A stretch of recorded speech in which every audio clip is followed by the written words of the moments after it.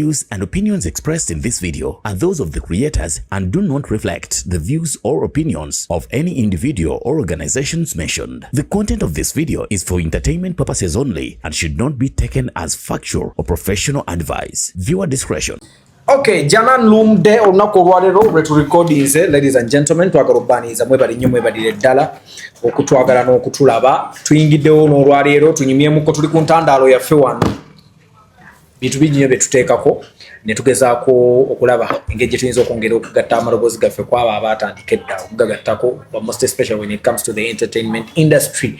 Wadde nga tunulamuko n'ebintu ebirala naye okusinga entertainment industry gye tusingira ddala okufa. Konzera Times tulina wano muzzukulu wa Jjajja Victor yo Apostle Jonathan Nalebo kuva Millennials for Christ Ministries.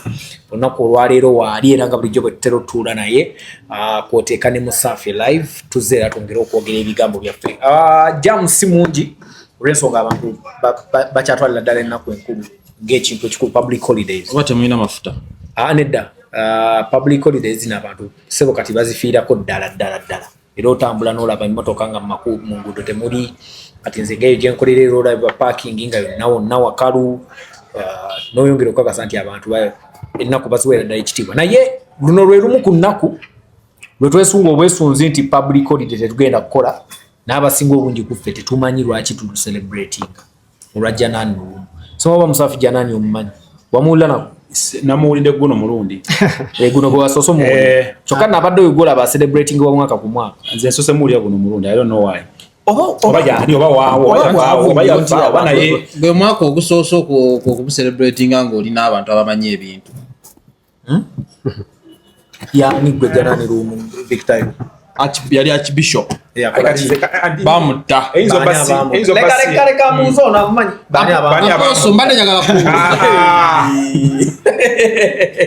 Bani wawa yafiira ku mulembe gwa Amini nze badde zijambigobeera nga nane president ebintu yaddazaamu ogera ku lwande bamucelebratinga nagamba mbu tebalina mutta we bityo. Amani from lwaki bamutta? Oleka abantu bakola research. Apostle. Buza ku bantu. Modido. One, I want to thank everyone. Ariku Now Media. UG. It's very important that you tune in, and most importantly, subscribing, like and share. Yes, and share this information so that it reaches so many people out there. And I want to remind you that you are highly, highly favored and of course exceedingly blessed. We are here to ogere ku nsonga zino naziri. Tuli balamu olunaku lwaleero Archbishop Janani lumu. Alhamdulillah. Ekisinga nze ndowooza nti sikumanya byafaayo bye. Kiri very important mu kyantegedde significance yakyo. Kitegeeza ki? Kitegeeza ki kiri important. The reason why we are remembering him today, gwe mubala gwe yateekawo. Manyi the goal is not to live forever, but to create something that will live forever. I want to mention that again. The goal is not to live forever, but to create something that will live forever. So abantu nga Janani lumu, they are very significant in this country. All today we are celebrating them. It's because they did something that lived forever. Ate kino kintu kyensibanga mbagamba wano abanadini mwenna. Janani lumu yattibwa mu government kigambibwa nti yattibwa mu government ya Idi Amin, I think in the year 77. That is a year or two, because I think Amin avaako mu 79 nga amazogira. Bwe yattibwa ne bateekawo embeera nti yafiira mu accident, but there were evidences of bullets on him ku mubiri gwe. Yes. So but ensonga eyamuttisa yali ayogera ku dictatorship yaliwo obuseera obwe ya Amin. Enfuga embi yali awanika yali akulira Church of Uganda. So yali awandiika because ebiseera by'okuwandiika kwali very important. So nga waliwo ebbula ly'abantu. Nekati ku kyali kyobula mpandiika. Exactly. So walingawo ebbula ly'abantu. The many justices nga byemulaba era tebinakyuka. Actually, I'm very, very surprised that the president actually recognizes this day. Because the things that made Janani lumu be killed are very evident today. Webiri nti waliwo abantu, political prisoners, waliwo injustice in the judicial system. Ate bamusafya awe bagambira nti owaabo ali nandi mwe mulaba ngo ndikati tulina kwebaza his excellency yo kabuta musafya. No, negama tebinavaawo. Ebyataba Janani lumu tebinavaawo. Apostle ne wokera ku macha no yogera kye kigenda maaso mu gwango genda kukera ku macha odeyo yekira we bakikumirembe. Wakyaliwo abaana bangi. abaana bano simanyi namba mmeka naye waliwo abaana bangi abakyali ba political prisoners bangi and people like Semakadde abakulira Uganda Law Society right now is not in the country, but because he came up one day and said something that was factual and called the judicial system to order. So which are very evident in this government, and we need to do more. Na hizo chance bo government jana numule yetu mujukira njagala ogamba abanadini bonna abali eyo nti mugenda mwe okubera celebrated is when you come up and speak about the things that affect the people. Nti we don't need to be here and bow down to the authority of an individual who is President Museveni or his government. No, we are supposed to call him to order because our role is not to bow down to the individuals but to the authority that is high. So mwena abasumba Pastor Serwada, Pastor Rosa Sebujingo, Apostle Grace Lubego wa Fanero, Apostle Nalebo, Prophet Mbonye nzantu gwange kukoze banga lyonna nze myam to order is that we must call A, we must call B. So if you want to be remembered like Jana Niwumu today is you must serve Christ and not serve an individual. If there are political prisoners that are being called, come out there and speak it up. Wala ngaliwo bad infrastructure system jogereko kuba kwena tusami ate abantu babera bile kintu kimu nti at the end of the day ngeno ogula omugato ogula soda mu supermarket simugulanga wa Apostle Nalebo mugulanga Nalebo. So ebintu byonna byenjogera ku bya affecting ango omuntu. But also most importantly, I want to represent everyone in the church because sigena sumba muntu mu church yazengo omwana we bamusejjo naye nga yamuseya amanye nti wa maje with fresh graves in their backyard. Then I come and tell them nti musabe Katonda ebirungi biri waggulu nena abantu abasa abaana baffe tubamanyi ushagedde tubamanyi nti abaana basibibwa because ayambadde akakofira ka red ne bamukwata ne bamusiba. We are not going to pretend about it. We must call to order. We know people who are doing these things because some people are telling us they are going to put us in the basement. We must call order to things. Ngafa abasumba naye abasumba mwe n'abasinga muyisaawo byammwe ngati bwenze mbagamba musumba we tagenda kwogera ku bintu bikoma because yali bulungi alina SFCM kuuma bwalwala agenda kuba esimu mu State House bamutwale wabweru bamujjanjabe abaana basomera na ku sponsorship za government wakabwa afune kizo kyona government twina n'abasumba bwe twali mu COVID. Mubala baba bakwata obusaka mu besibye muno obuguni nga bagamba mbu the churches have been closed. Mubajjukira but they need breathing space bagenda ne baba wasele because bali banoonya era baba batuuza ne bagamba nti zemaze emyezi ne bwegiti nga sasula abaana musolo I mean misaala government ne bayo kyeba waako naye tebagenda kwogera ku nsonga zamu because mutemwine mufuniramu Katonda atwelevating to go to another point mu bulamu so that we represent other people.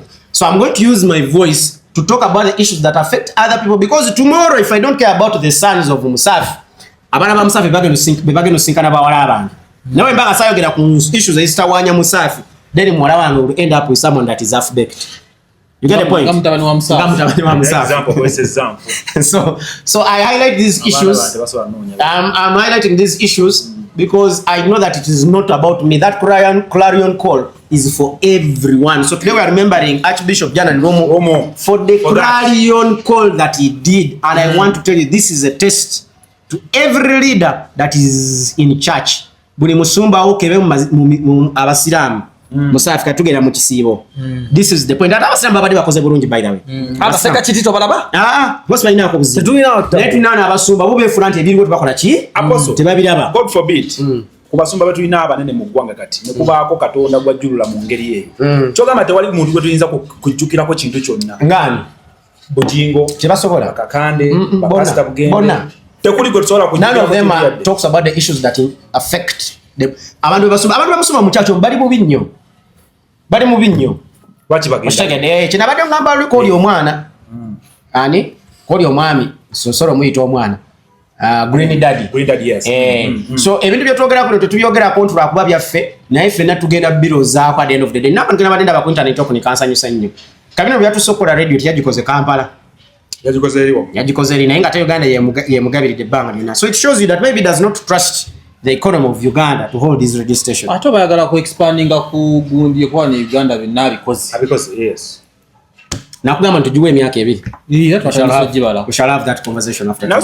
So basi maka katono ndowooza nga tukivaako temubula bwe bakuteka abasumba baffe ngani bagenda ewa Babi ne ba that one I told you was ceremonial nenkugamba nti omuntu na ekiko kino kikombininga lumu ne kya Pastor Robert Kayanja yes. When he tried to make those gimmicks in church naye yakikola because ono mwami yali agenzeeyo meya waffe kati bali mwezo yali agenzeeyo kuzaayo mukisa na kumwebaza Katonda nti bwebanga luli bali serious wali ku kitebe kyaffe tubeerawo n'okusaba ekavule wabeerawo okusabira abaana ba political prisoners n'abafudde ajja abasabire naye salo so zisindika ng'osinzira mu kyaki nedda tolango overnight season bwe kireke gambye ajje tusabe tutegekawo gamba kwanda ku radio yo tutegekawo emikolo gy'okusabira abaana abo ajje Apostle Pastor Robert Kayanja yesterday agine wakala bebabi kirala we basingana president Museveni bamugambe lunye nti bannange go competing tosa competing na muntu mutade mulingi mulwana nenga yo musibye kandoya ate go lwana naye that's what we want. Let them be candid. Apostle, should people stop their work bagende basero kuba tuli celebrating on akurajana n'omudde? Yeah, it is very important, especially this is a test to the church. This is a reminder to all people within the church that what have you done? Kasera kakwe kuba muntu otuwa mama tumukiza remembering up to today. What are we doing 2000 years later okuva Yesu bwe yafa? But we remember the significance of him dying on the cross. Kyekugambye kiri into the goal is to create something that will live forever. So turwane nnyo to creating ewe emikulu ejo egiri important. Bwe tunaafa abantu banasanyuka nti n'oyo tumuwonye oba bwe tunaafa abantu bajagamba nti tusaaliddwa nnyo ng'eggwanga. So that is just about the Christians. Abatono nnyo abamanyiruza bajja kukkiriza one, I'm a person who speaks the truth. Ni muntu wa mazima ate obuzibu bwange era bwe bujja okundeetera obuzibu. Kubanze ndimira n'okumanya wendi n'okukoma. Ku mazima. Amazima gantawaanya nnyo. Akasajja akaali koogera bye bijja okubeerawo. Of course my family will miss me. Your life will go on. Mujja nnoonya omulala atuula wano. Ate mulinako ekira kye musobola okukola. Muli basusi b'amenvu. Tutambula na kiriwo. Kujja na kijja. Era wookeera. Nayinza n'okulemerera okujja. Mwomulabira omuvubi gaali maaso bi. Ngali busy lwakuba ateekayo content wanaawo. Ali busy anoonya angu mwabakazi abali okukunya mu bivu. Naye bano bazadde nabagamba lwenjo okufa wano bajja lemera okukola omwezi mulamba. Aba wano. Nze nkugambye. Why do you assume importance? Okujja wano nga tewasirise. Bwana emberawo tewasirika. Go mulimu go kwogera. Bwe bana jja wano nga basirise bajja gamba akasajja ako nawo kasirise ebyaddala. Nga nawo kali mute. Gwe kali imagine nga ndi mute. Naye wemanyi. Naye nemanyi nga ndi mute. Nekambuza. Naye nzo nakkiriza nti okufa kulina amaanyi. Nze mamange yali nga nze bondaba. Nga tanga mute. Ate mamange yalina ekibuli nti ne waba abantu 10 awo nga bagambye A nga yamanyi ekituufu nti ye B. Ayimya n'agamba nti bannange B. Omuntu bwe yafa yali agamba nti tukolenga ki?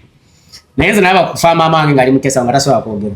Nokkiriza. Ensika ngamba okufa kulina amaanyi. Ngamba oyo dem katasobola kugamba kino kyonna. Yukafe mulimu twatuka ne twadde waka nga tugaba ebintu mu nyumba. Alina amagomesi mangi ate yamukyala wa church. Kati mulimu abantu betwali tumanyi nti tebazigatta nnyo baali tebamufiiringa. Naye nga bali wakati be baba bereddewo. Era mulina okukwata ebintu mukole ki? Wawe. Naye ngamba kati mama tasobola kugamba nti oyo tomuwa. Kati mama kirala yali agala nnyo ebifaananyi photos. Like nze ne ebifaananyi from day one nga bakanzaala. You can imagine from that time. Waliwo kamera emyaka egyo. Anti zani family gye wavaamu. Kati ebifaananyi from day one. Naye natuukanga ebintu ebinatubitagandula kozi mamange would hold up pictures passionately. Olabuuziza kibuuzo. Akobye kayi kumudereka. Naye nkugambe ekintu kyangu sana gundi alifant. Walikobye ndi ebintu waliwo kamera daliwo kimala. Ojja kubebe kulu. Musada mukulu kumuzwa zote family jovaamu. Okay, kambuze. Mu baana bo waliwo omwana gwe wazaala nga igwe nga nawe bwomutunula bwoti kwa biboina. Wezaala. Jeni agenda bata wanya nnyo. Mwala. Mwala kwa sinazaala kalenzi kenoonya naye Jeni yagenda bata wanya.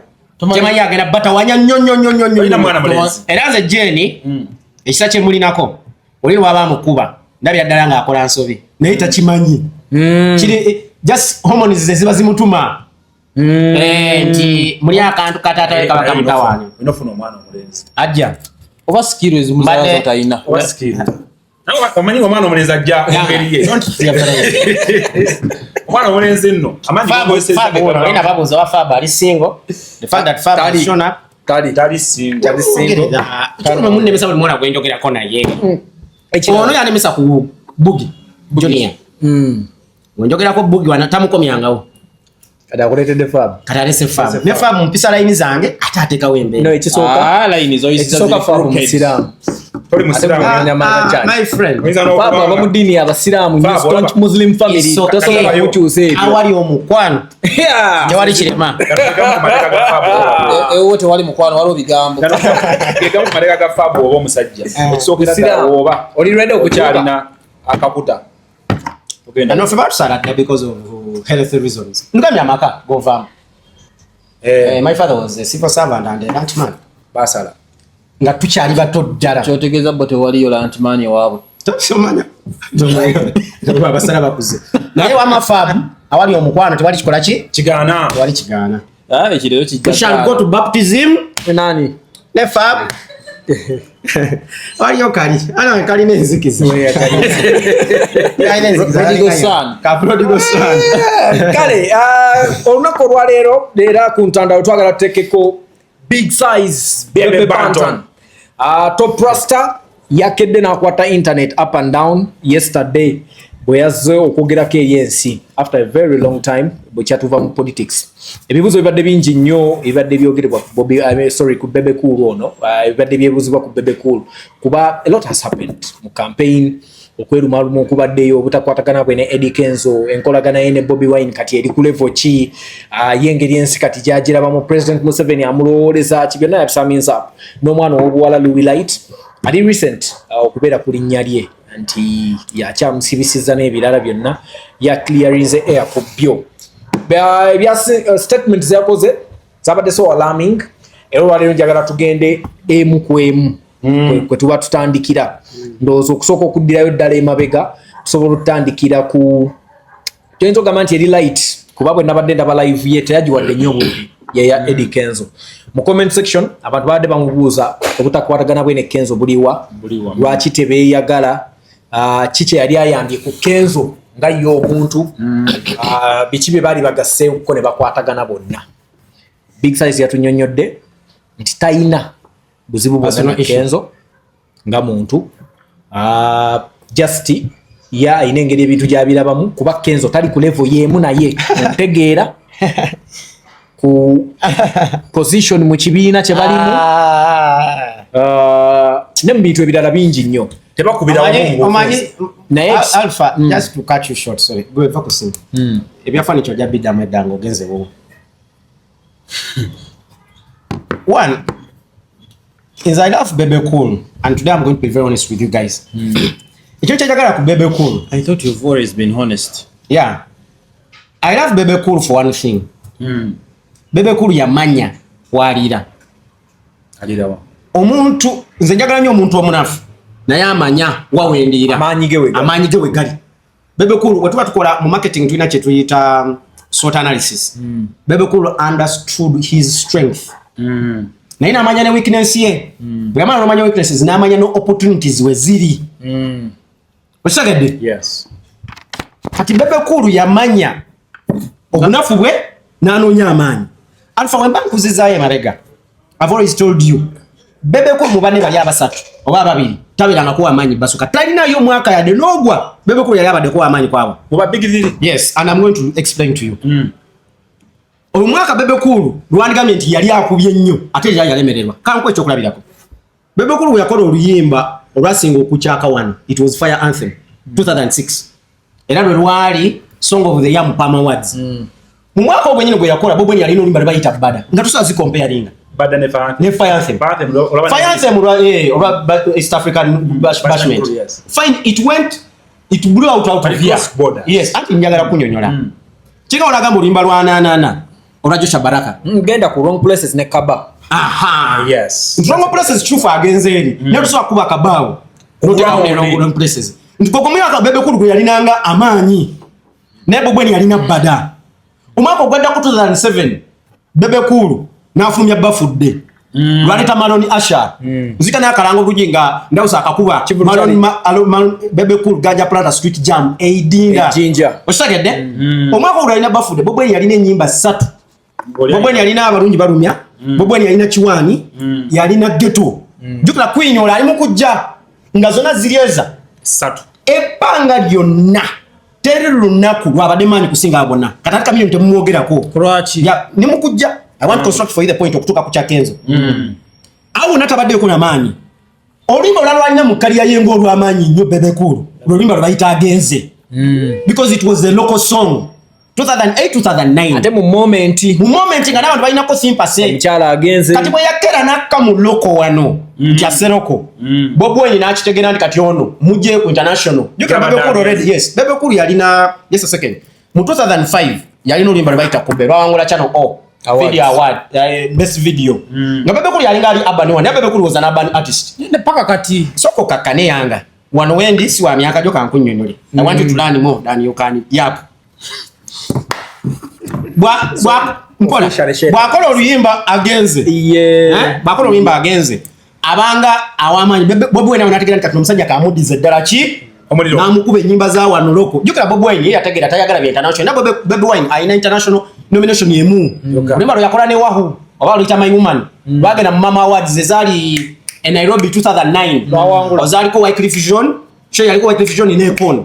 That year 2009. Zikabisa ebyo Scoop magazine ngetandise okwambuka. Kati Bebe olimba lwawangula. Terwawangula. It was, I've said the only nomination he has outside Uganda. And then azifuna nnyo politics. Bebe Bobi Wine yategera amaanyi ge n'asika omusajja oyo n'amuza ku level ya wansi.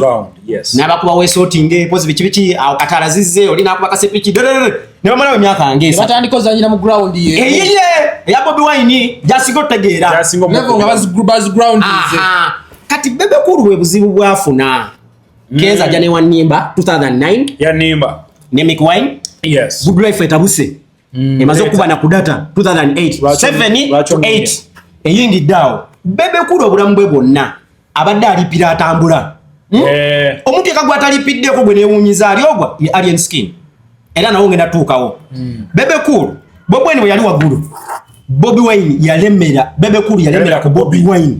Ebbanga lyonna era gwe mulimo gwe. There is no day I'm going to tell you. Bebe Cool lwagenda okulya nga tewali Bobi Wine. Paka kati mu politics. Alya ku Bobi Wine. Teruliyo. Otegeeza chapo. Bebe Cool ya performing nga nyimba za Bobi Wine nga ajja ku stage. I don't know by then oba wali olaba ebivulo oba wali ojja mu bivulo. Tubalenga kwa people zonna nga performing nga nyimba za Bobi Wine nga ze zisooka. Okijjukira Bebe Cool nga nyimba. Ajja nga ayimba oluyimba Kataala nga bwe lusooka. Obulamu bwe bwonna alipidde bantu. Good Life bwe yajja neewanika. N'ayagala ogisilence. Ajjukira Good Life comes with a new sound.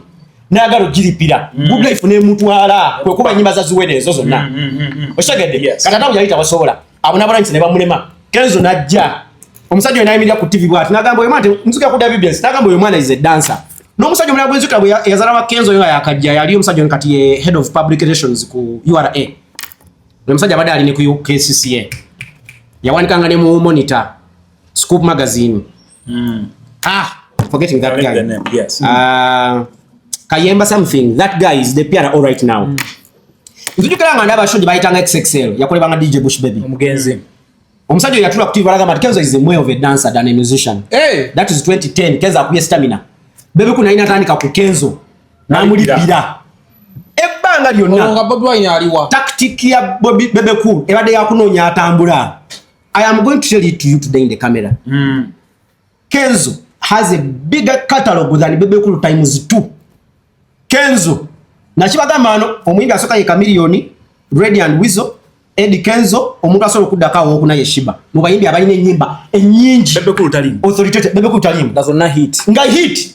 Olaba Kenzo byayimira mu kamera agamba mu tubali n'omusajja tabanyo bayimba gundi obayimba ki mutuufu.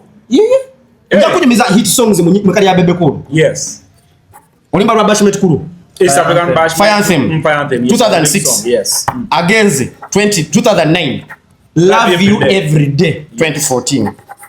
Zezo nyimbe ez'amaanyi. He has only 3 big songs. Zetugamba nti Kabuna Mawanga. Ate circumference. Oh my God. So tugende mpola. So Bebe Cool today if he sits and says Kenzo. Mutabaina we bagatta. Let me tell you, Kenzo is the most decorated Ugandan artist Ever since. and that I told you makes him a legend. That alone makes him is the most decorated. No, he's And let me tell you one thing. There are many places in this country and this world that where Kenzo will sing and Bebe Cool will never sing. Yite chiri. Just in Uganda. In Africa, there are many. Let me tell you. Mu Uganda ate. Hati baba demo campaign. Mu Uganda nga. Kenzo so kuimba limba jubilation esoroti. Bebe Cool ayina kubeera on Love You Every Day.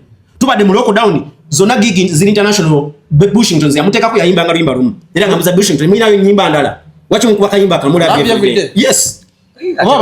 zonna mamazi yamuteka zonna nga bakola akayimba but there was also Trust No People. Now let me tell you one thing. Ezo tezabotola. Trust No People. No, he was performing these songs. Now nimukuzisayo. There is not Bebe kuna so gamba ndi Kenzo tali ku level. Era tebali ku level. Oli ali ku level ndala. Okay, katika nkwe submission. Kenzo ali ku level ndala. Bebe Cool ya performing. I don't agree with Kenzo politically. But Kenzo is a big musician. I'm going to tell you. Anka today one musaidio kugamba nti tebaina basobola kwataganira. We all know Bebe Cool. Yakuba ko mu time maybe ndoza nga social media tabadde active. Wuli the bigambo bino. Social media no. I'm constructing my statement. Nti muchino Bebe Cool yakuba ke kisawa kushongeriye ya Mandela okumala eddakiika eziwera Alpha Silika anti kumalira mubigoberera nzo sana kulya performing ira babo bya kufoba kita Hyde Park kiri mu London Bebe Cool ya performing ira yakola remix yono omugenzi gwe yayimba anti batwala Bebe Cool kuyimba, that's the point.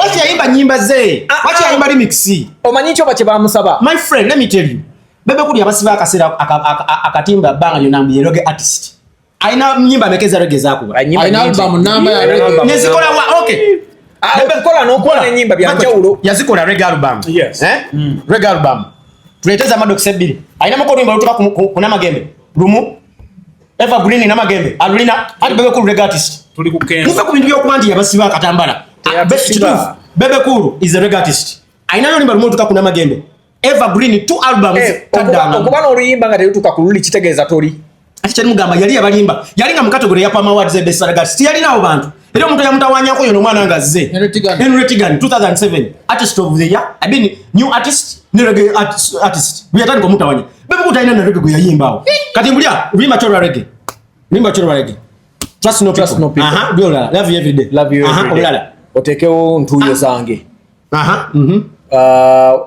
album eyo Epas Jamwandikire I'm on a handle Barone album eyo Epas Jamwandikire juddeko nyimba za reggae. Compare them put one song na magembe we don't want you to compare we it is okay, let's go back to the issue. Yes, Bebe Cool coming out and saying is not at the same level with Kenzo. It is true because Kenzo is higher period. When it comes to politics it's not. Kenzo sleeps with the minister. Kenzo sleeps with the minister. Kenzo sleeps with the minister. What does that mean? Is closer to power than Bebe Cool. But Bebe Cool tata we minister. Is closer to power. Bebe Cool tata we minister. Yali. Ati era wants a minister. Who tells you?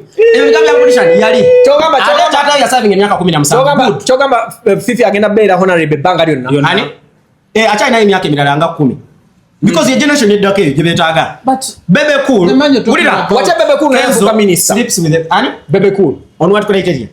Bebe Cool ali mukusoma. Alisoma. Yes. Very good. But omuntu we wish him luck. Omuntu goli mukogena adayininga na buli muntu omunene mu ggwanga lino. Okusinga watu akachikogera muntu yebaka. Okusinga minister. Ati abira president. Wacha kwa minister. A meeting a president buli Monday, buli cabinet meeting.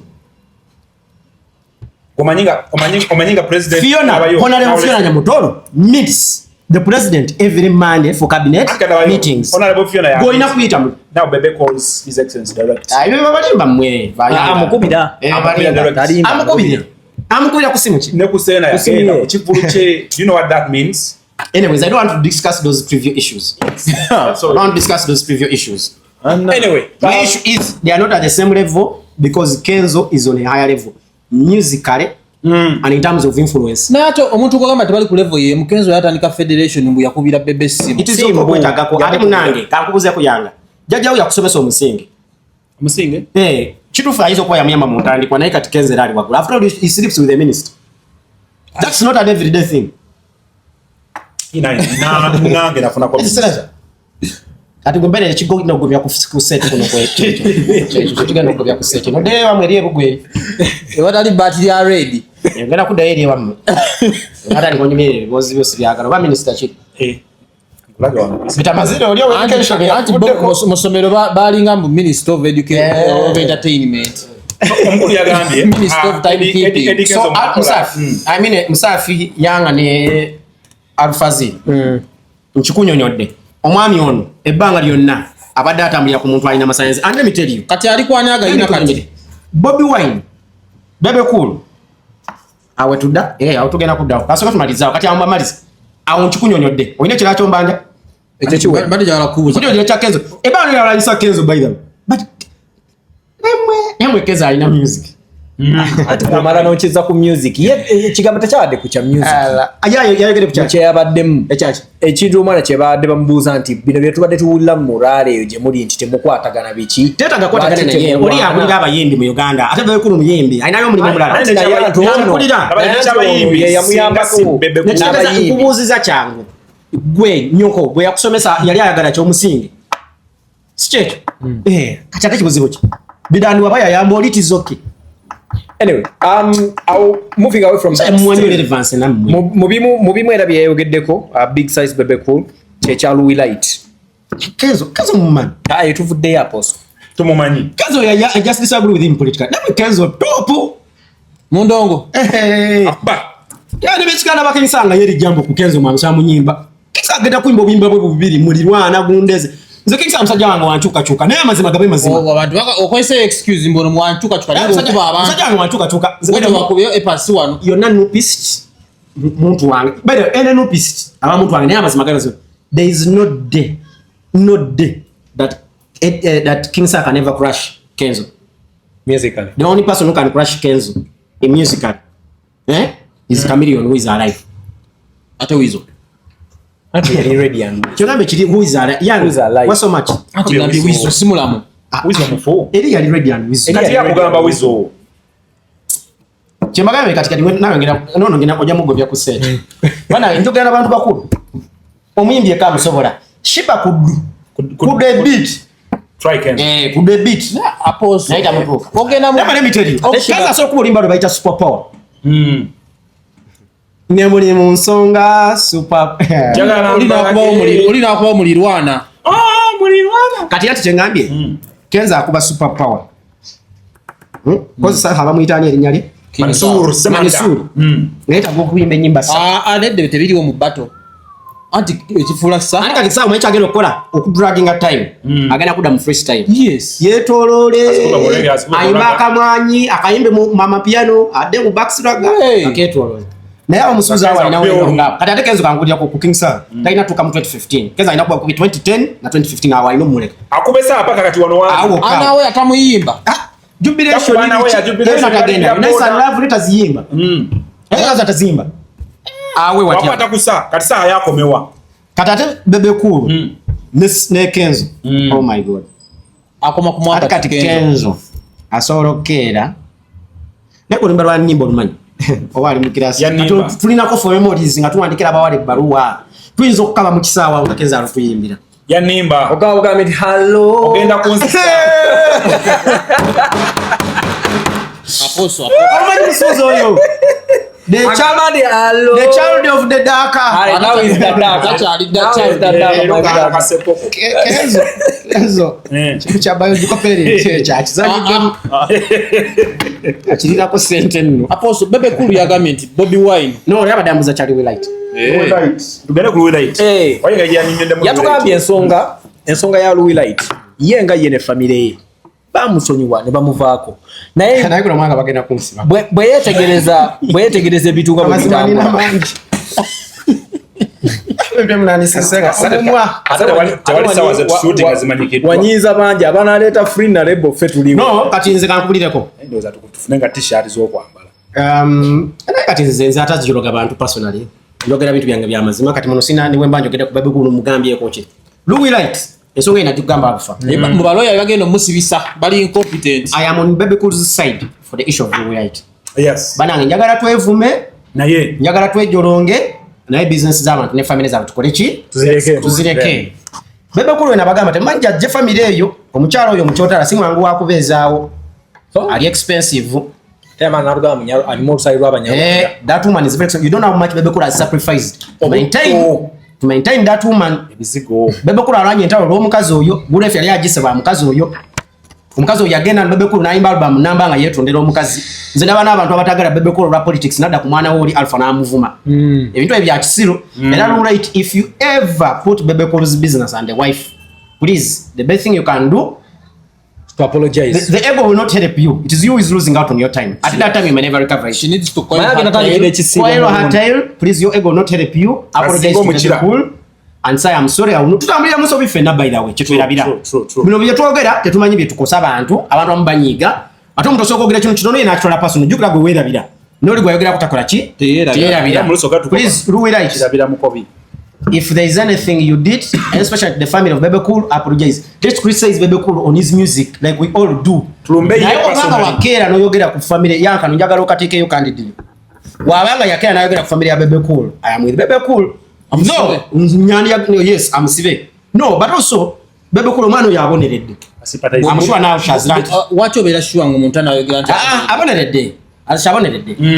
Mwemu ku statement yazili. Aboneredde. Atulira. Bebe kwa jamaneka. Ne baroya. Bana nsose baroya bali credible. Apostle. Emku gundize nawulidde ba Shalom boogera kuba bamuliko nnyo kumuyamba omwana okuvayo nga boogera nga bagamba naye mu kundagaano gye bakkanya Luwira ekimu ku bye yakkaanyaako kyekyokukkiriza nti tagenda kuddamu kwogera ku Bebe oba family yo bekimu naye ekyokwetonda awo yamanyi tizaishe tekirimu tetugenda kimukaka ffe Bebe etambulira kusonyiwa nakusonyiwa naze bannange nani nenyimbamu nakubye edda amavivi wafukamidde dda bwe kibanga kituufu by the way nakyo it is also important kuba togenda kumala kumfukamiza bya kisiru tofukamira ku bifo ni musaga musoga kitegeeza kwitu yange naye tujja kufukamira nga bituufu Bebe Cool omwana yaboneredde enough please release her we will write other people muleke business zaba family zabo temanyi zibavudde nazo lumba muntu yenga lumba muntu ziwana alyeri ate tolumba muntu lumba bintu byayogedde ebituufu kukyayogeddeko kyoboddamu so simu nga tuzza wano noyogera ku issues bayayogedde. These are issues. Me, I don't attack the person. I love Bebe Cool by the way. Is umanyi nga ngambya alina strength. Bebe Cool yamanya walira. Niyo gomba kumuntu abadde kose. By the way, mutemumanyi. Muntu okulana keeping erinnya waggulu okumala emyaka 25 kwasala omusajja oyiza ko business n'abaja akera era waliwo yangamba ku kintu. It's not easy. Apostle waliwo yangamba ku kintu ekyo nti ekimu ku bibadde bisumbuwa Dr. Jessica Million kyekyo.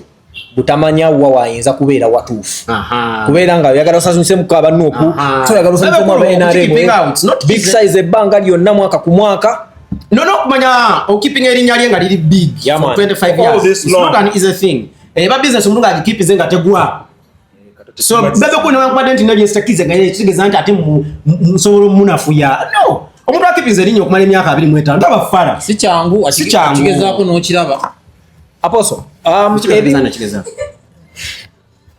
wakigezaako kumerinya kuva Galaxy paka kati nabalekera ate kati yange ali badde akola asinga nange nkyenyigiriza eyo nabo munkola lugamba bano beba bakola gye myaka 24 ne bafulora lwakuba oli si wa myaka gyammwe Enoka is my elder eyewitness Urban Youth anti innocent bwabalimba musigale mu ecosystem naye si Urban Youth. Apostle sina millennium was a generation X. Apostle photo above mu mbeera ya opposition mu Uganda okubeera ey'amaanyi n'okunafuwa Big Size Bebe Cool agamba ekimu ku bigenda okwongera okunafuya opposition ya Uganda kyekyokuba nti tulaba omuntu omuyimbi ne tulowooza nti is a presidential material era tulowooza omuyimbi musajja asobola opposition basobola politics wa tutematema gundi yenga yayogedde sawa omusajja yayogedde sawa nga 2 yayogedde ko byabwe bingi yali ne state of the nation address kitegeera. So what is your take kwekyo gwe Bobi dala okanya nakyo olabira dala Bobi the presidential material oba si presidential mukulu yagambye artist material ali ku level emu nabo si level emu nabo mugamba mbu yabaleka wa mulimba akyali wano okwacha nti ansigale nga njogera ku musajja oyo bamuleka tugende kubira omanyi obuzibu mulina ban mwe okujjako oli naye manyi baba wange naye mwaba bengena kugenda mu mbeera bato bange oli baba nawe mama mtaka ngamba baba alufa bakuba inzo kisomanga baba alufa endaga muntu agikweka alfa plage kundaga muntu yo kitambire naye ayinsobola ogina ku isimu next time jaji kalaga ati wano awe myaka ano batekawo ne Roman numerals okumanya yayita munyo Roman numerals asimanyi X I tabiye waliwo Roman numerals bana omusinasina nabala bakompleze ku kikopo kino mbeera naye kino kikopo kyabasomba kibabwe kiti kino okubaamu vibe tembanga mulimu kyayi wanjaye Ha, njaba nyemzembozi ye chai wenyewe na munyo chai yangu zikondala. Ninapo manyumiza nga tunate vao. So Bebe Cool. Ngatuse ku issue ya Bebe Cool kama ntali kule Vemune Bobi Wine. That one I'm going to speak when I'm looking into the camera. Yes. Bebe Cool and Bobi Wine are not the same level because they don't have the same responsibility. Bebe Cool has a responsibility of his family. That's the ecosystem he is responsible for. Bobi Wine has a responsibility of the entire nation and entire generation. And Bobi Wine, by the way, is not national. He's African. Bobi Wine is in the level of Julius Malema. Bebavuka bebana wa Africa when you go South Africa. Responsibility ani yajimu. Sirika. Ati waliwo vuna nzibanga kuva kwa Katonda. Zinanga vuna nzibanga kwenda kwa Katonda. Ngo kubera omusumba. Tebuva mu. Waliwo vuna nzibanga bwewa. Fetu kwesiga. Uli ovuna nzibanga bwewa. Ovuna nzibanga bwewa. Bwe okukola family. So bayino ovuna nzibanga bwanjawulo. Na yete ya mtu. So Bobi Wine, Bebe Cool kila nagama ndi not at the same level. Mchikuza ku chenkunyongide ku Kenzo. There is no Bebe Cool without Bobi Wine. From the music side, there is no Bebe Cool without Bobi Wine. Bobi Wine bwe yakera nga ali big, sagala kubiddamu. Bebe Cool nakera nalwana abere ku level emu ne Bobi Wine. Ebbanga lina babadde balwana mu music. Ngera yakimanyi alya ku Bebe Cool, alya ku Bobi Wine. Nga Bobi Wine lwatatadde luyimba. Bobi Wine takola. Kuba Bebe Cool yaddanga mu Bobi Wine all the time. Yaddanga mu oli. Osogedde. Niwe yaja mu music yali alina nnoonya nsigala ntyanga ndya. Amini niwe yaja mu politics yasigala kunoonya omusajja ono nsigala ntyanga ndya. Okusigala nga ali ku Bobi Wine. There is no day Bebe Cool is going to eat without Bobi Wine. Teruliwo. Ngambya performing na nyimba za Bobi Wine. Nga Bebe Cool bwaje ku stage mu save tubade tu now 2013 10 nga wabaga no performing solo ku performing nyimba lwa Katara. Then akole nyimba ze. Ngana Bobi Wine amoga nti tomula banja obe nyimba zange zimunyumira katolonze yaziyimba. You get the point? There is no Bebe Cool without Bobi Wine. Don't you think that was part of era ya kitegeera nti kwa ino okulya Bebe Cool yali batafuna sente kakati za afuna singa bali tagama nti amanyisa Bobi Wine kiri plain and black and simple tali nayo business ndalo kujja ko Bobi Wine amulwanyi saati namula ojuga bali kone ku Anikat ne KZ ne Seni na gama mamgoni crash Bobi Wine kasukuna amgamba ekitufu mullo omusajja yakuleka nesi Bebe Cool takimanyi he knows but that's where his bread is. That's why his bread is buttered. So he knows, not that he doesn't know. Bobi Wine yabaleka. When they are addressing Bobi Wine, they don't address him as a musician. And let me tell you, ekyo kyokogera mboli artist. Nze bayine ne tuna ne Bebe Cool atine mwewunyanyo. Kyensobi yenyini nona manyi yakola. Omanyi obwavu kibi. Buli lwo omuntu oli bulwa kufura beganga boyino okujja kosera agenda okukosa buli kimu alfa. Nze nabyeka abantu. Ngomusajja wakwata ina sente. Omusajja omugaga ajana akwana mukazi we. Ate bonna nabatwala ku date. Chichabayimbi chibakola batukola ko alpha Ronald Mayinja yakera no nayima no luyimba nga wana mu 7 nagamba nti obola olemerwa abajendo katifa abayimbi tebamanyi power je bali nakankubulireko. There's no one that is born a politician. You just learn how to be a politician. That's why parliament eri mwa babaka 529 na yete mulimu abogera balinga batano mwaka ku mwaka. Let me tell you, an artist is born, it is unique to you.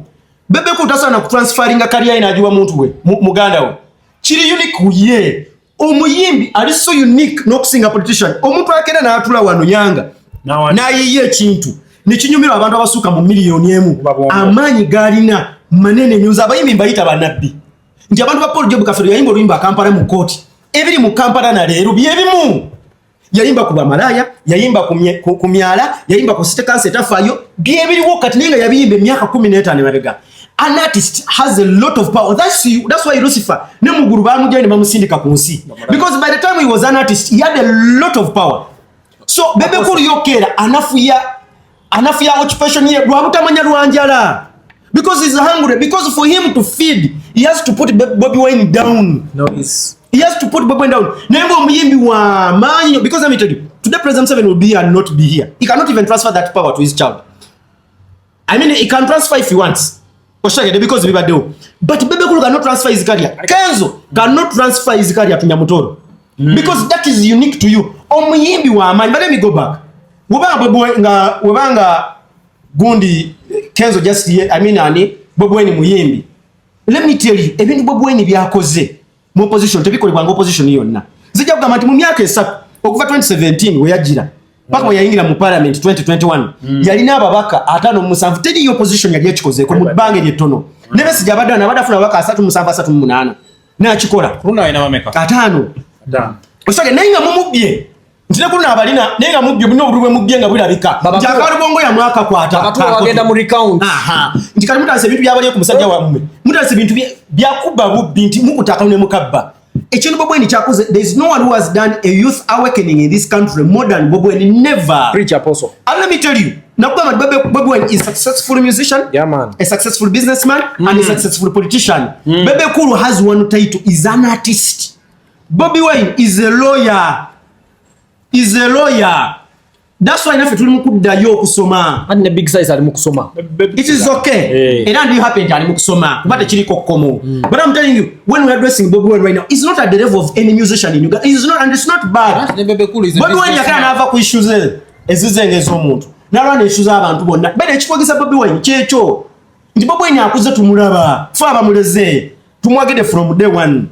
Now at 44, he has completed life. Bobi Wine kati kyomubanja kyokka kukulembera. Apostle, nina katukinjaga. So, they are not at the same level. Bobi Wine, Bebe Kulu akimanyi mu bulamu bwe. Aliya ku Bobi Wine, aliya ku kadingo. Apostle, na bulamu bwe bonna. Nina katukinjaga. Era tagenda move ako because tebalina kibagenda gamba eri Museveni. Nga tebogedde ku Bobi Wine tekiriyo. Buli agala kubakanala byono ani? Nsibambi. Bamita Nsibambi. Yusuf. Ono aliwo. Eyaguddo. Wema okota. Tayina kyagenda kyusa.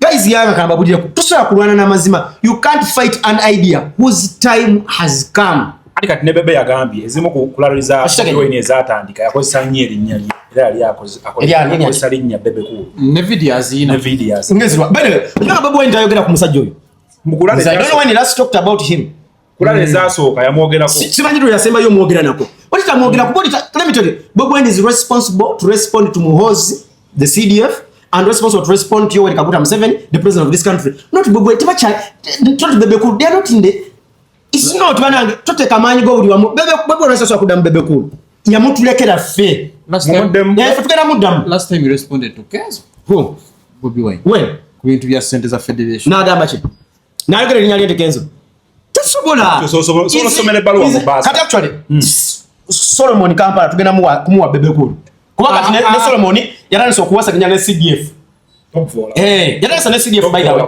tola bandi CDF yaranso mudamu kati nze eno Bebe Kulu yiba munkwasa ogenda musobola ngena musobola ate namusobola obana kukima onza namusobola ekitasobola okukola kyoka kunsiba naye mwesobolera bwe tuba tuli mu facts kyasobola kukola kundeka kompinga naye mu byonna ebisigadde tujja kwogera tuba bayagala mazima so osabye Bebe Kulu Bobi Wine wherever you are in hiding nkwasa omusajja oyo mpetenga namusobola nze mukutwala ngate mukubira ku Alfred Kenzo yali amuli nguni yamusobola omusajja wange King Sam ati bali ku level yemu gwene Bebe temuli ku level yemu ali ku level yali sobola kuva mu tambula kuva mu nsula I don't tetwe myaka yemo omusajja akonye myaka 5 simanya kati zampe kala abana be simanya wenga ampa abana ngamba sala discussing family wekana ne ampa abana obakolere ki ampa abana kati sekati mwana eri Bebe Kulu nze Bebe Kulu anza ne alufu Bebe Kulu anza mukubira wamu Bebe Kulu anza so chiza nye kyo twakitegedde Bebe anza kasobola sala discussing family ozala ne ndika myaka emeka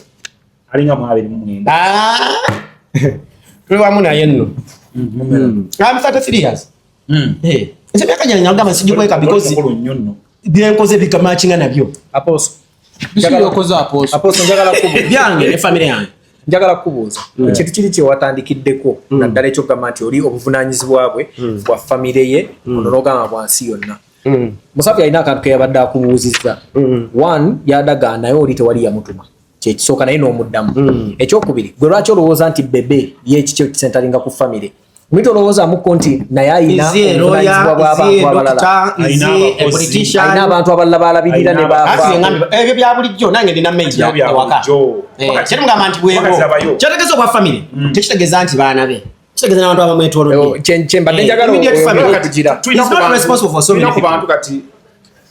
tulina ku bantu kati nga ffe nga bw'otulaba tuli wano just bobezi nawe bana abantu nga 10 nga bebakulyawo obuzibu mwe mulina gwe obuzibu oyagala budget ya break the chains no yanga kyekibatawakyekibalemeeza amazima tuli ku facts muli obuzibu kyebatawaanya apostle Bebe Kulu yagamye omusajja namumaze mwanzo mtamu bwa india no yes tuli kuchirala yagambye president Museveni 231 bamukomyewo ne wali bali mukate yakugamba nti poverty is the one that is speaking. Somanyima mulo zambu fu obugagga ekitufuna fulifo gama ntubaganga tulina bana moroka za bei tulina kuwa na mayumba abamu tumanyi nti we are contented tewali kigenda kukakasa mu myoyo jaffe kati apostle tebimala olabe kigambo Bebe sala kubana sente Bebe Cool nzo kwa appreciating bwe soko indeko nanti sasa kubana sente Bebe Cool nzo kwa appreciating ekigambo poverty oba okuba omwavu tekikola wabbe sawa singo tuwogere ati kati gochirabide musene kyeni mukunyonyole kati kyo gamba kyeni mukunyonyola yes tali kuleve muna abantu bagoba kyekiri mumutawanya kati go ofuna ezizo webaka naye alina bagoba barabanga bamuleka oshagedde ate nga yeye akazifuna kati alwana nekyo kyali mutekiza.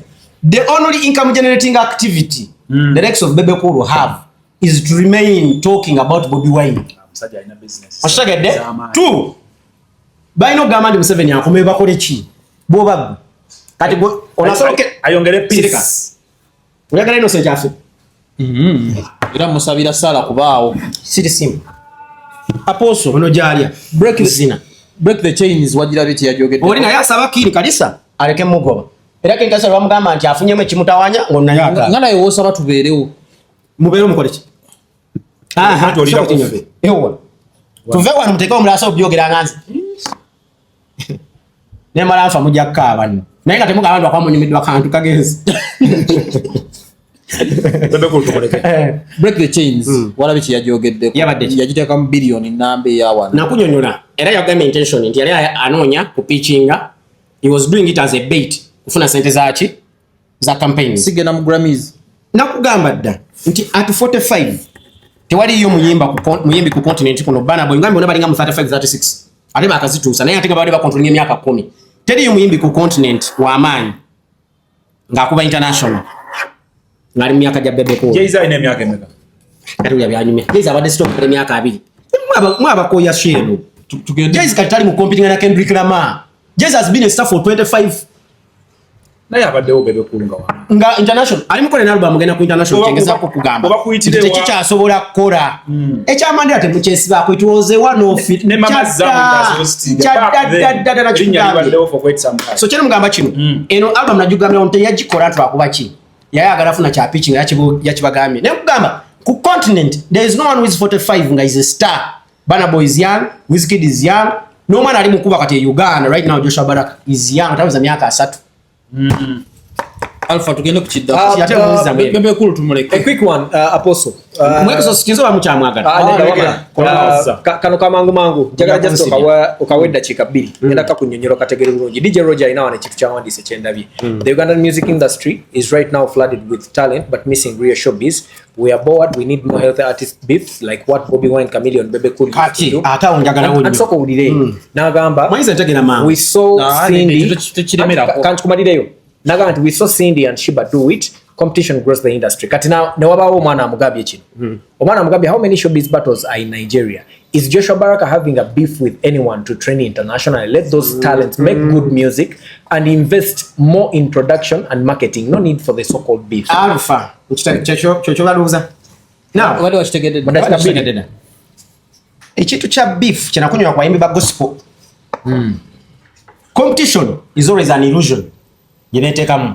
Echazimba Bebe Cool, Bobi Wine, Chameleon. It was competition that got physical, that was verbal. Oshagede, that was also symbolic. Kimina moto kachio linachi. Oshagede, that was about status. Yesonga chibasolo kusula ba egozi. That's why basolo kuja old generation yaliwo. Yes. Oshagede? Yes. Wizkid. Bata amudeni Davido nti balina beef. Ebanga lyonna. Olinga agamba nti goli mwana wa mugagga kyekikumakinga nze nina real talent. Nabekuba mu ngeri. Oshanga kyekibaddewo. Yes. Era basatu abo tebakwatagana. Davido, Bana Boy, Wizkid. Yes. Tebasala tula wamu. That's true. Oshagede? Yes. Because beef etevaawo. Ekyakola Mavado ne Vibes Cartel, it was fights. Ekyakola Baninyama ne babondikira fights. Oshagede? Tosobola kijjawo. Joshua Baraka lwaki talina bugumu ali yekka. Beef ereeta bugumu. Taina. Ekyakola Alien is the champion of this generation. Eyemyaka nga 10 emabega. Because Alien yateekawo competition ng'alumba ate buli class. Ng'ate alumba buli omu. Lwe majjirawo mu kifaananyi. onta wanyanga constructing a point ati katugenda mpola post gundi ono kyali mugamba onani alien ekimwadde amaanya gokuba ne bugu muyalina alien yakola ekintu babebe kulu bukamini kibatakulanga ko organizing show munaku mwenda tekibeerawo bona bali ba campaigning show okumala omwaka mulamba obosagede but ebugu mweryo alien wakyali lina nti ne government esolokera negenda nemunoonya kiki yakola abantu bibagamba nti tebikoleka obosagede nawalana buli omu nakwata palaso namuteeka wali buli omu namuteekawo wansi that fueled him era tewaliwo nti waliwo n'abayimbi bangi abali singa nti yakola ebisinga nti mumwogerako naye yakola ebitakoleka Gravity okera neyeteeka mu wicket oven sintu akwe yali agisobola fa babitegekanga naye teri muyimbi gwe nandabye kuba bogo munga Gravity usaba bayagala kisinga Gravity omututu. Let me tell you, Gravity yava mu level yaba fefe eyaba rappers bonna kasa yakera nagula Range Rover nagiteekako erinnya natekera Gravity nazimba ennyumba gy'ateekawo embeera eyo kati omulabira mu top 4 already jomulengere alina bugu beef does not mean only we fight but okutekawo ebintu ebiraga illusion fena tugula perception. Diamond Platinum yatekawo perception eyo tulaga nti yalina motoka 10 asula bulungi bichi nabatukano gamba nti civil private jets oshagede so it is ebya private jet binyumya bulala nabyo bitegere babikola manyi eno show tunavirako nga pola tell you about owning a private jet because they can't, they're expensive. If can't be can turn down to own an airplane but oziringa woruzinga Uber your night baby chot now what so is it a must we bawe wadobude yeah for sure biz so biz musical right now aitachuncha nyuma talina bugumu mwe bebe kuru ya fumi yangu bimba agenze bobo inaleta we sorting ono namala akamala kwa sorting olina gamba uje mwa uja kasepichike ono najamu nagamba katara bomaje bugumu lyabe nagawo ngaja simba mwerinze episode what next shagede mstari wakati that's why music kwenda kuzinu abembera kuzatu ngamba ntibagenda nakola sente nti Jasmine bamuteka mu camera ne bamubuza nti are you the biggest female artist you know for me I'm here for good music I can't want to fight what's the problem with that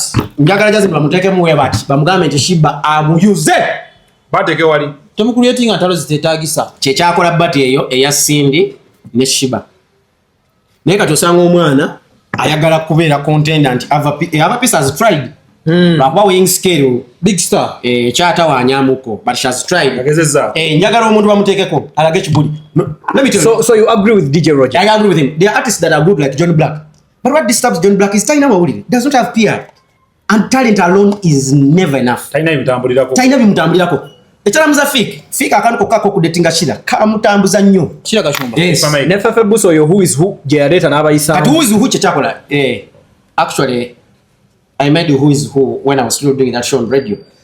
Ngalero nkubira ono what did you do? Ono nenkubira andi ngalero nkubira agent na aleta. Agent wamala okubira nchane nkubira Fefe. Fefe na amana na aleta. Nemva ku Fefe nenzira ku Fiki. Ngamba kole weeks ngabinga byo maza uwe. Would Fefe Busi avayo na yogira openly na gamba Arafat Wood was the manager because he was the one I was working with. You know artists don't remember. But Arafat Wood mtuza ajagamba Nalebo. No, but I'm not trying to send Chakabinyo of, but I'm telling you what I did at that time. Washagede nti ebugu mweru yatambuliza nnyo luyimbo olwo because it was who has said what washagede vis-a-vis showbiz Joshua fechabulako ati taina gwali mukulana naye singa ina gwali mukomina chena kugamba muri tabayimba gospel chibalina njo muntu adduka giche baraka chi ayinza nokola times 3 naye watunne mabegati waliyo amugoba Levickson China mu gospel nti Levickson ayimide yeka wali yalinya lyenkuwadde Nigeria nozikize ya Rema Rema tosobola muteeka kubali bonna Rema ate generation mpya yerimu basake tali mu level y'abali ali mu level y'abayusta ali mu basake generation erimu kuddawo naye nayo eyinza obutatuka wali because tayina mu beef tayina bugu mwe tayina beef ekyakola ba Jay-Z ba Nas is what they were fighting East Coast West Coast true it was those fights ndoza era kyekyalemiseza abagundi ennyo bano okuba Irasta ne Thames wabulamu ka befulambo we are so friend andi bebayimbi bawano olumutakako Mike kati nze Jasmine is a very potential musician that I love nalabye mbu wabaddewo olutalo ye ne Spice ku comedy store kati Spice yabyateekako nnyo ku Shiba which was good bitambuza oshagede ate munange ne muchachi na abagobiriza byo batamanyi n'abasumba babikola intentionally mbona alwana n'oli naye baba bali mukuma bugu mu mumwe osaba Jasmine akalete Johnny Black engeri gye fika fanaika kubakati kataba kapeke wakabi kapeke kama bulire Akere tuulye nti Kapeke is dating just njagala ku example. Tuulye nti alina ekisitu. Oshagedde bafuwe. Akuwadde example. Lwaki nga tekisoboka? Yanga. Kyo kyakola nnyo. Ne Kenzo yalina amawulire mangi. Kenzo bamusibako ebintu bingi, ebintu byamusoke, bamuteekako kamanyi kuyiba. Obutakwatagana na Radiant zasinga ate agaali magaali maanyi. Yali egenda obeera nga Jay-Z Beyonce couple yaffe wano. Naye obaani yaguyiwa. Anyway. Ba Alpha bano bamutwala nnyo. No, bangamba bano obuzibu tebayawulawo waka na eri studio yabe gye batuula. Nga buli omu bagenda kugenda. Bano baagala batuule waka batuule mu sofa z'omusajja. Batuule mukyala. Ebigere bateeke ku ddeni. Bano. Wotunulya Ira Star ne Uganda yali ejja Kampala. Yarajja. Ng'agira taxi. Anti ng'ayagala ossula. Bye byaleeta obuzibu. Mukazi wagazi nafumbidde babantu bange wana ate mweyongerako. Ate kyebadidde omwali. Ayi okubaliisa owambaza. Naye ekirungi ku maka ga Kenzo ne bwogenda sawa mmeke sala libaayo. Naye Kenzo ndo mula by the way. I've not seen that gentleman from. Naye olowooza. Kenzo asa akumbeerako. Yakumbuzaako last time. Kenzo kiriya. Kyenjagala okubuuza. Bade ebbanga lyange lyonna banfaananyiza oyo omuvubuka ebbanga lyange. Kenzo. Obuwanvu bwo. Setufaana bwangu. Si kyakabi. Kenzo Kyakabi by the Kenzo way. wabayenkana wano weekana wano. 90 nzakutwali unalinga Galaxy ekikugu akagendayo mina tunabega mpita Kenzo gwansanga mina wajja tugendereza minaiza not mina nalule bone bana zake ni mamange yali anvume banga lyonna ne comments kuno mbanzira era bana bagamba nti chenjawulo no kyalina yamanyi oluzungu tugende mwana omusogono yepanga tumaze mubeere bulungi mwera abantu topic tujja gireeta olulala